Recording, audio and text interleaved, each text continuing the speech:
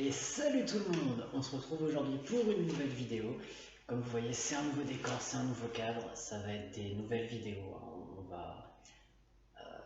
J'ai plus envie de jouer, je vous le dis clairement, j'ai plus envie de jouer. Donc ça sert à rien que je me force. Si vous voulez rester sur la chaîne, je vais vous présenter une autre de mes passions. Et sinon, tant pis, bonne continuation à vous et merci de m'avoir suivi et d'être resté abonné pendant tout ce temps.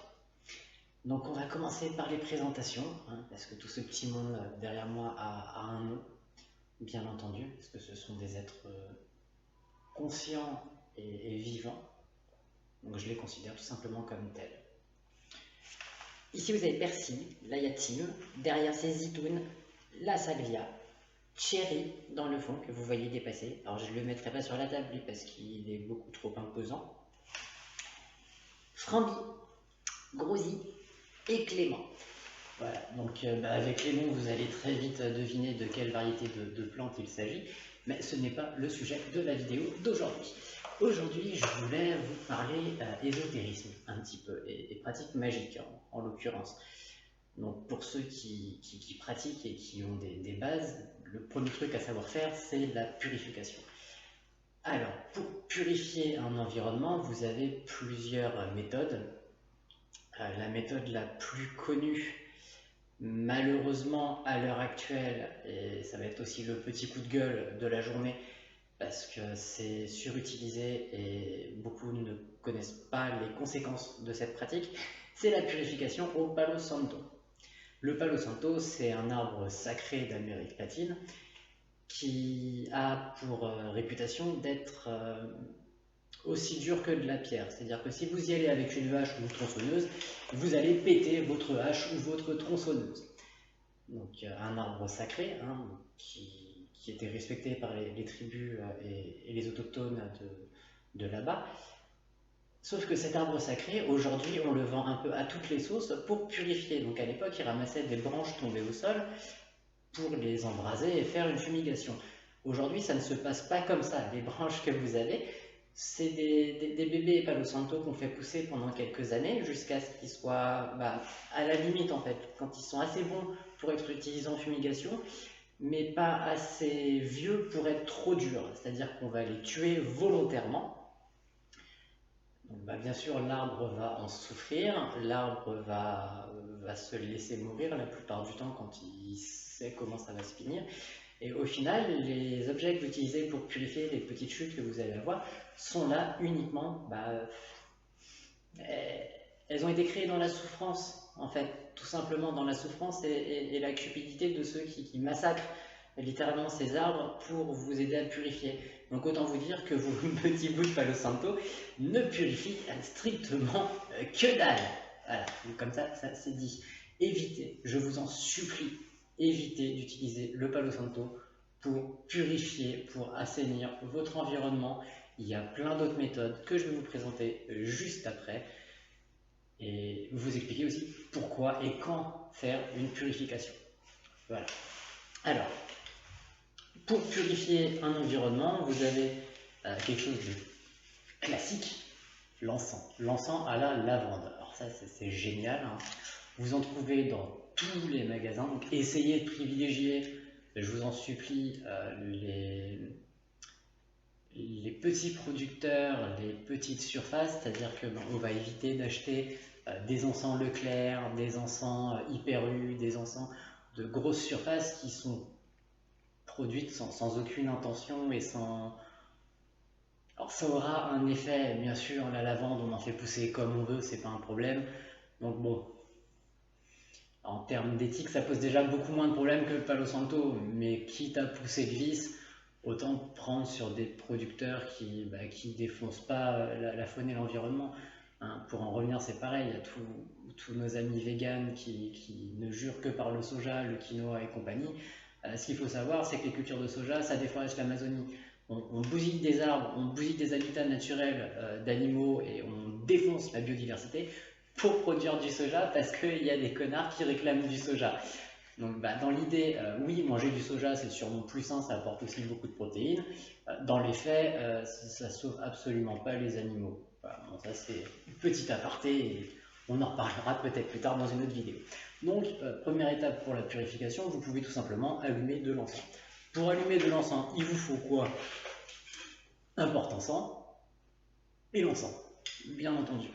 On évite d'allumer l'encens avec un briquet.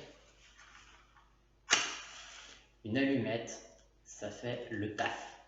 Et quelle que soit la pratique magique, que ce soit pour allumer une bougie ou ce que vous voulez, utilisez une allumette, s'il vous plaît. Voilà. On jette ça tout de suite pour éviter tout le feu et on continue. Une fois que l'encens est allumé, vous le laissez tout simplement se consumer dans la pièce dans laquelle vous êtes. De préférence, fermez les aérations dans l'histoire que tout ne se barre pas dehors, parce qu'on s'en fout. Non, on s'en fout pas de purifier l'extérieur. Mais disons que purifier la rue, c'est moins important que purifier votre salon. Tout simplement. Voilà. Donc ensuite, pour la purification, vous pouvez utiliser donc, la petite plante que vous voyez derrière, là, ici, celle-là. C'est de la sauge. La sauge, c'est très bon. Donc pour le moment, celle-là, je ne vais pas l'utiliser parce qu'elle a besoin de s'étoffer un petit peu, tout simplement. Je vais la laisser grandir, grossir, s'épanouir, et je lui demanderai, avant de couper quelques branches, quelques feuilles, de les laisser sécher, pour ensuite en faire des petits ballots. Je vous apprendrai à les faire quand le moment sera venu, tout simplement. Et vous enflammez ces petits ballots en faisant le tour de votre appartement, votre maison ou de ce que vous voulez purifier. Vous pouvez aussi également, par exemple là avec l'encens ou autre, mettons j'ai envie de purifier la goutte de ma Ouija, on la passe dans la fumée, on demande gentiment aux esprits de la nature s'ils peuvent purifier cet objet de manière à le libérer de tout le mal. Voilà. Qui est pris dedans. Et c'est fait, c'est pas la peine de fioritures, pas la peine d'invocation, de grands chants, de ce que vous voulez. On est entouré en continu, constamment, de toutes ces entités-là. Elles nous entendent, elles connaissent nos intentions, elles savent ce qu'on veut faire. Donc si on l'expose comme là, je l'ai dit simplement, cela va fonctionner. Le tout, c'est d'y croire, comme n'importe quelle pratique magique. Tout ne relève que de la croyance. Bien entendu, je ne suis pas là pour vous dire il faut croire en ça, il faut faire comme ça. Moi, tout ce que je vous dis, c'est le Palo Santo, c'est de la merde. L'encens lavande, ça marche très bien. La sauge, ça marche très bien. Et petit plus, le thym que vous voyez juste ici. Moi, j'utilise un thym citron, c'est-à-dire que il sent meilleur. Vous pouvez vous en mettre sur les mains, vous pouvez l'utiliser pour vous frictionner sous la douche. Ça vous purifiera très bien. Ce que vous pouvez faire aussi, c'est le couper. Alors c'est pareil, il y en a qui vont le couper au ciseau. Je préfère le couper à l'ancienne avec une petite boline ou une serpette, selon comment on l'appelle. Je crois que c'est une boline ça plus. On le coupe en lui demandant bien entendu s'il accepte que je le coupe. Là je pense qu'il ne va pas bouger, qu'il ne va pas répondre, tout simplement parce que je lui ai fait une taille sévère la semaine dernière. Voilà. Pourquoi cette taille sévère? Déjà pour avoir un peu de plantes aromatiques pour me nourrir, parce que c'est vachement bon le thym citron, on ne peut pas dire le contraire, mais aussi pour vous montrer une autre méthode de purification. C'est-à-dire que je voulais purifier une bague qui m'a appartenu, mais que j'ai prêtée, qui a été portée par quelqu'un d'autre. Donc plutôt que d'être pollué, entre guillemets, par les énergies de cette personne, je la laisse gentiment macérer dans un petit peu, voilà, dedans. Je pose, on s'arrange pour qu'elle soit recouverte, et une fois qu'elle est recouverte, on laisse dormir. Ça va se faire tout seul, il ne faut pas chercher, il ne faut pas forcer. Vous pouvez aussi couper votre thym dans un peu d'eau, créer un espèce de macérat d'huile, en gros, que vous allez poser et badigeonner sur vos outils. Donc, par exemple sur l'atamé, quand vous achetez un atamé, une pierre ou n'importe quoi d'autre, oui c'est important de la purifier. Vous ne savez pas ce que les personnes ont fait avant de vous la vendre, vous ne savez pas dans quelles conditions ça a été créé, c'est-à-dire que par exemple l'atamé, si vous voulez l'utiliser pour éloigner les mauvais esprits et compagnie, c'est bien gentil, sauf que si l'atame il a été forgé, oh putain ça fait chier, il faut que je forge encore un atame, et puis j'ai eu 3 commandes, et puis il y a les factures à payer, et puis votre atame il est blindé d'énergie négative, donc là la purification est nécessaire. Voilà. Ensuite, dans quel cas la purification ne l'est pas? On va parler aussi, par exemple, là vous voyez, j'ai une petite bougie, et je n'ai pas de bougeoir, donc j'ai utilisé des canettes que je bois pour tenir la bougie, tout simplement. Dans ce cas-là, bien entendu, vous purifiez le bougeoir artisanal. Vous n'allez pas utiliser un résidu de canette, un truc qui a été fabriqué industriellement, sans le purifier, bien entendu. C'est la base. On est tous d'accord là-dessus. La Ouija, c'est pareil. Quand vous avez une Ouija, après chaque utilisation de la Ouija, et j'insiste, si vous utilisez la Ouija, après et avant chaque utilisation, vous purifiez la goutte et la planche. C'est très important parce que la Ouija, c'est une porte entre deux mondes. C'est-à-dire que quand vous l'utilisez, vous appelez une entité, vous ne savez pas qui vous appelez. Des fois, vous n'avez pas de réponse, c'est presque dans le meilleur des cas, j'ai envie de vous dire.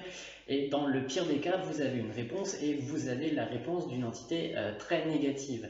Cette entité négative, c'est pas parce que vous allez lui dire au revoir avec la Ouija qu'elle va partir. Si elle a envie de rester et de laisser la porte ouverte, elle restera et elle laissera la porte ouverte. D'où l'intérêt de faire une bonne fumigation sur la Ouija, de manière tout simplement à ce que l'entité se casse. Parce que vous ne voulez pas de ces saloperies-là chez vous. Vraiment, vous n'en voulez pas. Vous pouvez essayer d'en appeler une, elles seront bien contentes de se pointer, à vos risques et périls. Ne faites pas ça seul et apprenez vraiment comment vous défendre avant d'entamer ce genre de choses. Si vous n'y croyez pas, si vous ne croyez pas aux esprits, aux entités négatives, donc djinn, démons, chétan, enfin ça dépend comment vous les appelez selon vos croyances. Si vous n'y croyez pas, la Ouija ça peut être un bon truc pour vous apprendre à y croire. Mais comme je dis, à vos risques et périls. Dans le meilleur des cas, il ne se passera rien. Dans le pire des cas, vous allez être dans une sacrée merde. Ça peut aller du simple esprit frappeur qui va faire bouger les portes, qui va faire tomber des objets. Ces esprits-là, ils veulent communiquer. Tout ce qu'ils veulent, c'est communiquer. Un esprit qui veut vous faire du mal, il vous balancera directement les objets à la tronche. Voilà, ça c'est le pire des cas, c'est-à-dire que vous pouvez avoir un sommeil perturbé, ne plus réussir à dormir, faire cauchemar sur cauchemar sur cauchemar. Vous pouvez aussi vous blesser sur des tâches que vous allez faire couramment. Par exemple, vous allez faire la cuisine, vous avez l'habitude de cuisiner, et puis du jour au lendemain, vous n'allez plus pouvoir cuisiner sans vous couper le doigt. Ça, c'est peut-être signe qu'il faut faire une purification dans les lieux. Voilà. Ensuite, maintenant, on va parler d'autre chose qui a tendance à nous taper sur le système aussi quand on parle de purification. C'est pour tous ceux qui pratiquent la voyance, qui tirent les oracles, qui tirent les cartes. Donc là, vous voyez, j'ai un jeu de cartes presque centenaire, voire il est peut-être centenaire, qu'on se transmet de génération en génération dans la famille. Et vous allez entendre souvent les gens qui disent « Ah oui, il faut purifier ses cartes entre chaque tirage. » Non, surtout pas. Un jeu de cartes, quand vous faites de la divination, vous allez l'imbiber, l'imprégner de votre énergie. Moi, dans ce cas-là, c'est une énergie, c'était l'énergie de mon arrière-grand-mère, l'énergie de ma grand-mère, l'énergie de ma tante, de mes tantes, l'énergie de ma mère, puis maintenant mon énergie. Donc, cet objet a été utilisé avec l'intention de prédire l'avenir et de montrer les événements qui vont se produire depuis que le jeu est en la possession de ma famille. C'est-à-dire que si je le purifie, toute cette énergie-là, elle se barre tout simplement. Et c'est pas bon. C'est pas bon. Donc il reste bien rangé et je ne le purifie pas, bien entendu, parce que vous pouvez tirer les cartes avec n'importe quel jeu de cartes, mais je me suis rendu compte avec c'est depuis le temps que je tire les cartes, que le seul jeu qui m'offre des réponses pertinentes quasiment dans 95% des cas, c'est celui-là. Le petit jeu de 32 cartes que j'avais acheté à un moment à Leclerc ou à Lidl, je ne sais plus, il offre des réponses, il apporte des réponses, mais qui sont beaucoup plus floues, beaucoup moins pertinentes et je le trouve moins intéressant. Donc on ne purifie pas ces oracles, moins on les purifiera, plus ils seront puissants, plus ils seront efficaces. Voilà. Dans quel autre cas il ne faut pas purifier ou essayer d'envisager la non-purification. J'ai acheté récemment, enfin récemment aussi, ça va faire un an quand même maintenant, sur un site d'enchères. J'aime bien acheter des antiquités.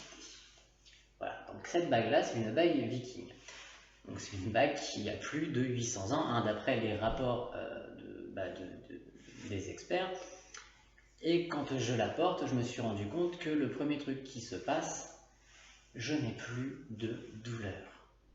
Cette bague a des vertus thérapeutiques, c'est-à-dire qu'elle m'apaise, elle repose mes muscles, je n'ai plus de douleur, je ne ressens plus la douleur quand je porte la bague. Donc c'est pas quelque chose à porter à H24, mais quand je suis au bout, j'aime bien la mettre. Voilà. Donc là, je vais la retirer quand même. Parce que c'est pareil, il ne faut pas en abuser, il y a beaucoup d'énergie dessus et c'est extrêmement fatigant pour l'organisme d'assimiler une énergie qui n'est pas la sienne. On en reparlera dans une autre vidéo. Par contre, cette bague-là, je ne la purifierai jamais, parce que si je la purifie, c'est 800 ans de travail et de... 800 ans d'énergie qui vont s'envoler dans la nature, et c'est pas bon, parce que j'ai envie de l'utiliser pour moi aussi, peut-être égoïstement, mais en attendant, pour le moment, elle m'aide à supporter les douleurs, donc je la garde comme ça, tout simplement, c'est pas plus compliqué que ça.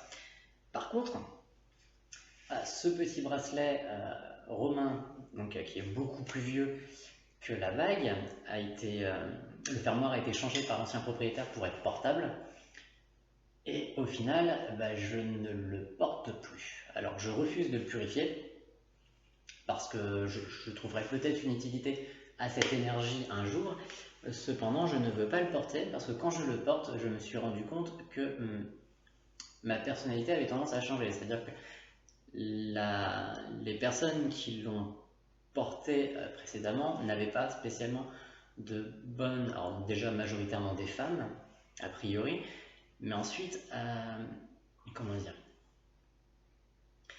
les intentions du bracelet, je ne ressens pas une énergie forcément très bonne, donc il aurait peut-être besoin d'être purifié pour être porté. En attendant, je me dis que peut-être j'y trouverai une utilité un jour, donc je préfère le laisser comme ça et ne pas le porter, tout simplement, plutôt que de le purifier. Donc ça, c'est des cas dans lesquels on va éviter de purifier. On ne purifie pas tout et n'importe quoi, bien entendu. Vous pouvez purifier vos pierres, pour ceux qui font de la lithothérapie, sans aucun problème. Vous pouvez purifier vos onguents, vous pouvez purifier vos baumes. La Ouija, il faut la purifier, la Ouija, c'est pas vous pouvez, il faut la purifier. Il faut purifier les objets artisanaux que vous fabriquez.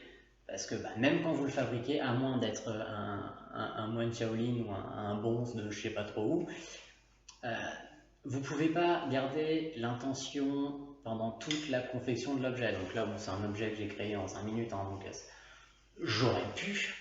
Sauf que quand je l'ai créé, je me suis coupé. Le premier réflexe que j'ai eu, c'était de rager, la colère, c'est ce qui est un réflexe complètement humain. Et à ce moment-là, tout le travail, toute l'intention que vous avez foutu dedans, vous la foutez en l'air, littéralement. Ça a été prouvé scientifiquement. Pour le coup, j'essaierai de retrouver et de vous mettre en description les études qui ont été faites là-dessus. Mais par exemple, un mot positif, je suis beau. Voilà.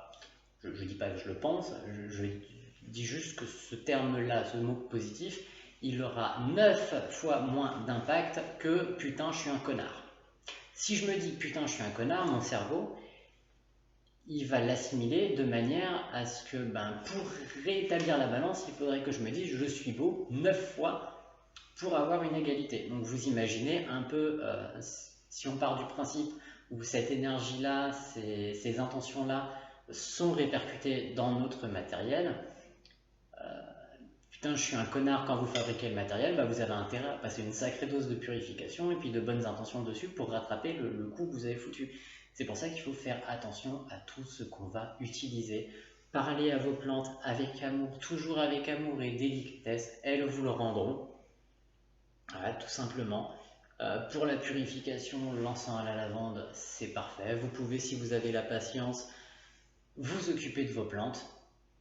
Mais surtout, arrêtez de purifier les oracles, les attamer à chaque utilisation et tout ça, ça n'est pas utile. Vous purifiez une fois quand vous obtenez le matériel, si vous ne savez pas qui l'a eu en main avant, bien entendu.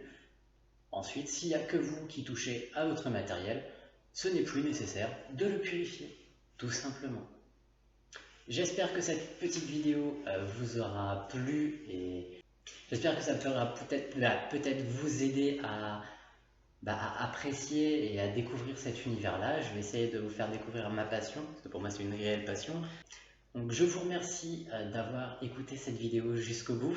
J'espère qu'elle vous sera utile et je vous souhaite une agréable fin de journée, une agréable nuit ou une bonne journée selon l'heure à laquelle vous la regardez. À la prochaine! Et puis bah oui, même si ça change, j'espère que ça pourra peut-être ouvrir d'autres... Ah merde, j'ai perdu le mot.